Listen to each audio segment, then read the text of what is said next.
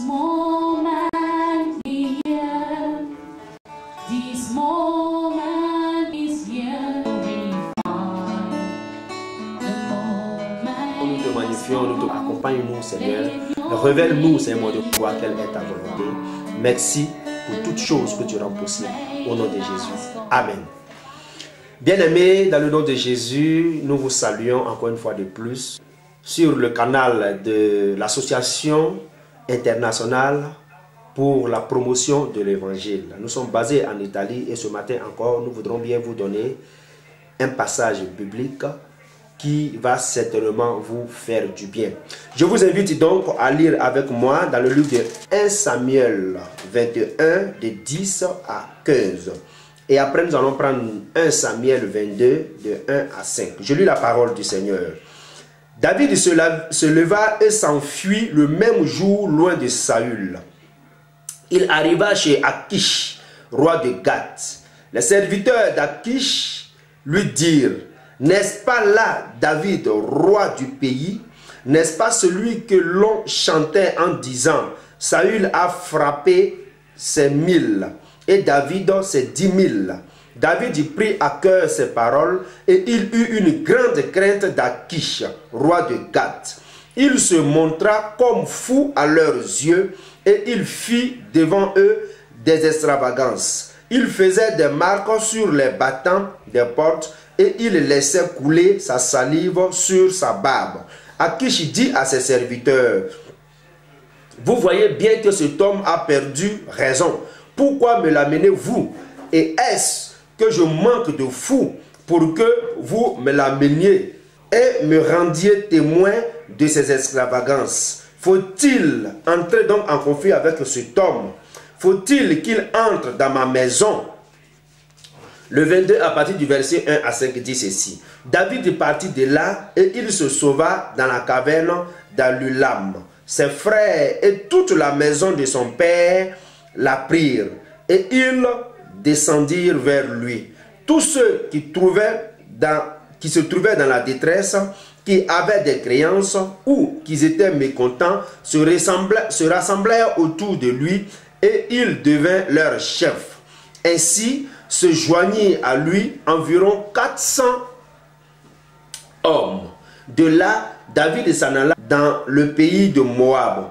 Il dit au roi de Moab: permets, je te prie, à mon père et à ma mère de se retirer chez vous jusqu'à ce que je sache ce que Dieu fera de moi. Et il les conduisit devant le roi de Moab et ils demeurèrent avec lui tout le temps que David fut dans la forteresse. Le prophète Gad dit à David: ne reste pas dans la forteresse, va-t'en et entre dans le pays de Juda. Et David s'en alla et parvint à la forêt de Horeb. Amen. Ok, bien aimé, vous avez suivi avec beaucoup plus d'attention cette lecture du livre de 1 Samuel, le chapitre 21, à partir du verset 10 jusqu'au verset 15. Et 1 Samuel 22, de 1 à 5. Cette histoire, je pense certainement que vous l'avez déjà connue. Il s'agit donc de l'histoire du roi David. Cet enfant qui avait reçu l'onction de Dieu, cet enfant qui a été choisi par Dieu lui-même. Et la Bible déclare qu'en ce moment-là, régnait un roi du nom de Saül. Et c'est Saül donc qui régnait dans cette tribu. Et David n'était personne d'autre qu'un enfant qui prenait donc soin des troupeaux de son père. Et voilà que comme Dieu ne fait accession de personne, et le choix de Dieu n'est pas forcément le choix des hommes, et vous le savez très bien que moi, et donc Dieu a porté son regard sur cet enfant. Et Dieu a envoyé un de ses serviteurs du nom de Samuel pour aller confirmer son choix dans la maison du père de David. Et vous en savez également plus même que moi, et que lorsque Samuel est arrivé dans la maison du père de David, David n'y était pas, parce que David prenait en ce moment soin du troupeau de son père. Et la Bible déclare que les frères de David étaient à la maison. Et voilà que Samuel a fait aligner ses frères devant lui, c'est-à-dire les frères de David devant lui, et il devait donc procéder à la confirmation que Dieu lui avait donc confiée. Mais il s'est avéré que les frères n'étaient pas le choix de Dieu. Malgré leur corpulence, malgré leur beauté, malgré leur présence, ils n'étaient pas dans le plan de Dieu. Mais celui qui était dans le plan de Dieu n'était pas à la maison. Celui qui était dans le plan de Dieu se retrouvait donc en pleine forêt, en train de lutter avec les ours et les autres animaux féroces. Et voilà que Dieu a donc dit, révélé à son serviteur de faire chercher ou d'amener des personnes pour chercher son choix, qui était donc David. Et donc je essaie un peu de vous situer dans le contexte historique de cette exhortation, afin que chacun ait une idée beaucoup plus avancée quant à l'exhortation que nous sommes en train de vous donner en ce moment même à travers ce canal. Ok, donc voilà que le père de David a envoyé ses frères chercher David en pleine forêt. Et lorsque David est arrivé, la Bible dit qu'il a été oint par un grand prophète de l'Éternel du nom de Samuel. Et vous en savez également, même plus que moi, que l'onction de Dieu donc s'est confirmée. Parce que la Bible dit que David fut saisi. L'Esprit de Dieu saisit donc David, et nous avons vu ce qui s'est passé par la suite. Et voici ici que depuis ce jour-là, la vie de David a connu beaucoup de perturbations. Bien-aimé, comme toi, comme moi, depuis que Dieu t'a appelé, depuis que l'onction de Dieu t'a attiré vers son royaume, c'est-à-dire vers Jésus-Christ de Nazareth, et voici que ta vie a commencé à connaître beaucoup d'embûches, beaucoup de difficultés, beaucoup de désarroi, et quelquefois tu te poses la question, mais qu'est-ce qui se passe? Mais avant, lorsque je n'étais pas avec Jésus, mais ma vie semblait aller de l'avant. Mais depuis que j'ai connu ce roi de rois, voici que ma vie a chamboulé et beaucoup de choses se passent dans ma vie et je ne comprends pas. Oui, bien aimé, tu n'es pas la première personne à connaître ces déboires. Parce que comme Jésus pouvait dire à ses disciples, si ils m'ont persécuté, vous également, ils vous persécuteront. Mais ce que je vous demande, c'est de persévérer jusqu'à la fin, parce que je vous ai choisi. Amen. Et donc, voici que la vie de David a connu beaucoup de devoirs. Et depuis ce jour-là, le roi Saül également, qui était présent devant ce géant donc de la tribu, celui-là même qui bouleversait tout le monde, celui-là dont le nom connaissait une grande renommée, et cette personne s'appelle Goliath. Vous avez bien connu l'histoire de Goliath. Et voilà Goliath qui semait la terreur partout dans cette tribu. Et le roi Saül ne pouvait même pas ébranler ce grand. Le roi Saül ne pouvait même pas lutter contre ce grand. Parce que bien aimé, imaginez-vous un peu, quelqu'un costaud comme Goliath, quelqu'un bien bâti et un guerrier plein, comme nous pouvons le dire. Et voilà que cela semait beaucoup la terreur, mais personne ne pouvait l'arrêter. Malgré l'armée de Saül, malgré la possibilité que Saül avait, malgré l'opportunité que Saül avait, oui, parce que Saül était roi. Et vous savez que le roi a à sa disposition une grande armée. Et voici que David, dans son habit de berger, s'est présenté devant ce grand. Devant celui-là qui semait la terreur. Et comme David n'était pas n'importe qui, oui, aux yeux des hommes, il était n'importe qui. Aux yeux des hommes, c'était même un enfant. Parce que lorsque David s'est présenté devant Goliath, et lorsque David a demandé à rentrer en confrontation avec Goliath, lui, ses frères même qui étaient là, lui ont dit, mais notre jeune frère, à quoi est-ce que tu joues? Si toutes ces armées du roi Saül ne peuvent rien faire, à plus forte raison, toi, seul, et en plus un berger qui n'a même pas une expérience militaire, que peux-tu faire? Oui, je sais que dans ta vie, beaucoup te l'ont déjà dit. Oui, mais oh, mais bien aimé, regarde ici, mais pour telle chose ou pour telle chose. Mais si les rois ne peuvent rien faire, oui, même si les apôtres n'ont pas pu, si des pasteurs n'ont pas pu, si des évangélistes n'ont pas pu, mais toi en tant que frère, que peux-tu faire, bien aimé? Rebrousse chemin, parce que le combat n'est pas le sien. Oui, certainement, beaucoup ont également à faire cette même déclaration à David. Ce combat n'est pas le sien. Alors, détourne-toi de ce projet en vue, afin que le Goliath ne t'écrase. Mais bien aimé, lorsque tu portes le fruit de Dieu, lorsque tu portes en toi la semence de Dieu, lorsque tu es un envoyé de Dieu, je t'assure, n'aie pas peur, ne crains pas. Oui, parce que le combat, ce n'est pas entre toi et tes ennemis. Le combat, ce n'est pas entre toi et celui qui se présente au-devant de toi comme ton adversaire. Mais le combat, sache une chose, que c'est entre Dieu et ton adversaire. Et voici comment est-ce que le roi David, depuis ce jour, a connu une grande persécution. Malgré qu'il a pu faire tomber Goliath, qui était quelqu'un qui semait la terreur. Mais en présence du roi Saül, mais bien aimé, la Bible dit que depuis ce jour-là, le roi Saül pourchassait David pour le tuer. Le roi Saül pourchassait David pour l'éliminer. Pour dire que lorsque tu portes une sémence de Dieu, bien-aimé, non, tu ne peux pas être à l'aise. Lorsque tu portes quelque chose de Dieu, ne pense pas que la vie va couler comme du miel au-devant de toi. Non, même les choses qui n'ont aucune portée, même les choses qui n'ont aucun sens, bien-aimé, vont s'avérer difficiles à tes yeux. Même là où on te disait oui, on te dira non. Même là où on pouvait t'accepter, on te refusera ce genre de choses. Pourquoi? Parce que tu deviens un danger permanent pour l'ennemi.